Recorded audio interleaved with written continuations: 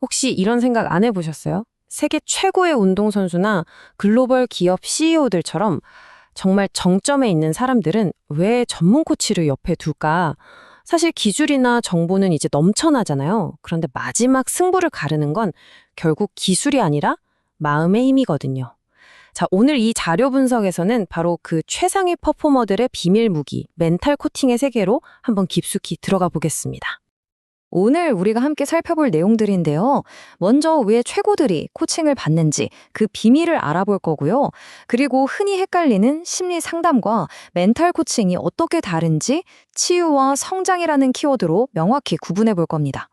다음으론 성공을 만드는 결정적인 요소가 뭔지 그 방정식을 확인하고 이게 사실은 우리 모두에게 해당되는 이야기라는 점도 짚어볼 거예요. 그리고 마지막으로 멘탈 코칭의 최종 목표인 내면의 단단한 축을 세운다는 게 어떤 의미인지 알아보겠습니다. 자, 그럼 첫 번째 이야기부터 시작해 볼까요? 최상위 1%의 비밀 병기.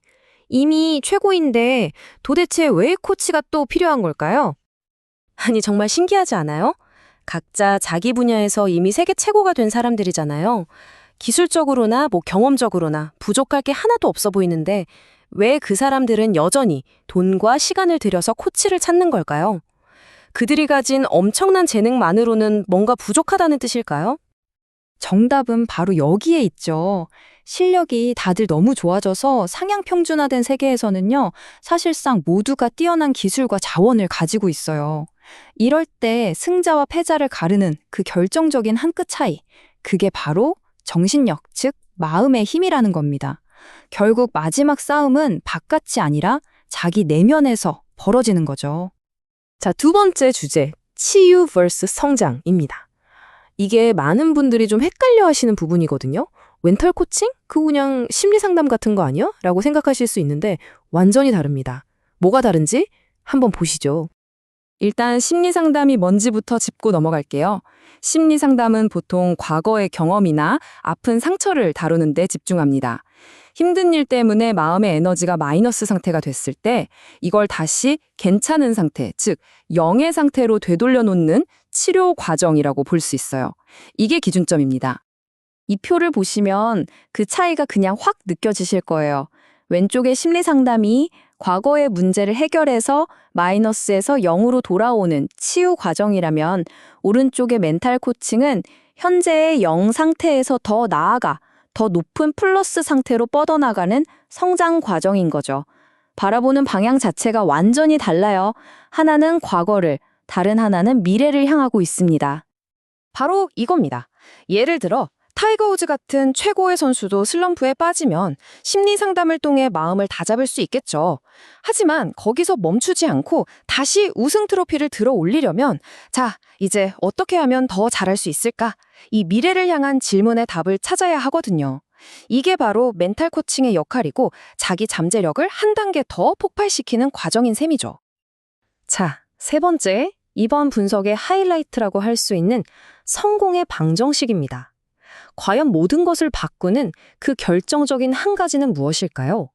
성공에 필요한 요소들을 크게 세 가지로 나눠보면요. 타고난 재능, 활용할 수 있는 자원, 그리고 정신적 태도가 있습니다. 그런데 이 비중을 한번 보세요. 와, 정말 놀랍지 않나요? 최상위 레벨로 갈수록 재능과 자원의 중요도는 각각 20% 정도인데 반해 정신적 태도가 무려 60%를 차지하면서 성공을 결정짓는다는 겁니다. 이게 바로 60%의 법칙이죠. 네, 맞습니다. 바로 이거예요. 고수들의 세계에서는 사실 다들 재능이 뛰어나고 쓸 수 있는 자원도 비슷비슷해요. 재능이나 환경 차이는 거의 없다고 봐도 될 정도죠. 그때 승패를 가르는 정말 결정적인 한 끗, 그게 바로 이 정신적인 태도에서 나온다는 겁니다. 아니 근데 태도라는 게 너무 추상적이잖아요. 코칭이 이걸 어떻게 구체적으로 만들어주냐면요. 딱 세 단계가 있어요. 첫째, 나는 도대체 왜 이 일을 하는가 하는 핵심 동기를 찾아내서 어떤 상황에서도 흔들리지 않는 중심을 딱 세웁니다. 둘째, 가장 중요한 순간에 최고의 컨디션을 발휘할 수 있게끔 나만의 실용적인 루틴을 만들고요. 마지막으로 이 모든 게 잘 굴러가도록 내 주변 환경까지 최적화하는 시스템을 구축하는 거죠. 자, 그럼 네 번째 이야기입니다. 1%를 넘어서. 이런 얘기 들으면 그건 뭐 특별한 사람들 얘기지 라고 생각하실 수도 있는데 절대 아닙니다. 이거 정말 중요한 포인트인데요. 흔히 멘탈 코칭 받는다고 하면 너 무슨 문제 있어? 이렇게 생각하기 쉽잖아요. 전혀 그렇지 않습니다. 오히려 문제가 있어서 받는 게 아니라 현재 내 모습에 만족하지 않고 내 한계를 깨부수고 더 성장하고 싶은 열망이 있는 사람들에게 꼭 필요한 과정이에요. 예를 들어 누가 있을까요? 큰 경기를 앞두고 엄청난 압박감에 시달리는 선수, 회사의 명운이 걸린 중요한 결정을 내려야 하는 리더, 시험 당일 최고의 집중력을 발휘해야 하는 수험생, 그리고 계속되는 번아웃에서 벗어나서 내 삶의 주도권을 되찾고 싶은 바로 우리 모두가 멘탈 코칭의 대상이 될 수 있는 거죠. 자, 이제 마지막입니다. 이 모든 과정을 통해서 우리가 궁극적으로 얻게 되는 건 뭘까요? 바로 내면의 축을 세우는 겁니다. 저는 이 축이라는 비유가 정말 와닿더라고요. 제대로 된 멘탈 코칭을 거치고 나면 우리 마음속에 아주 단단하고 견고한 기둥, 즉 축이 하나 생기는 거예요. 이 축이 바로 서 있으면요, 밖에서 어떤 거센 폭풍우가 몰아쳐도 잠시 휘청일 수는 있겠죠. 하지만 결코 쓰러지지는 않고 금방 다시 제자리를 찾는 힘을 갖게 되는 겁니다. 그러니까 여러분, 이 말을 꼭 가슴에 새기셨으면 좋겠어요. 우리에게 부족한 건 재능이 아닙니다. 재능은 이미 충분히 가지고 있어요. 단지 그 엄청난 잠재력을 가로막고 있는 보이지 않는 마음의 장애물들이 있을 뿐이죠. 멘털 코칭은 바로 그 장애물을 내 스스로 걷어낼 수 있도록 도와주는 과정일 뿐입니다. 오늘 분석을 마무리하면서 이 질문을 여러분 스스로에게 한번 던져보셨으면 합니다.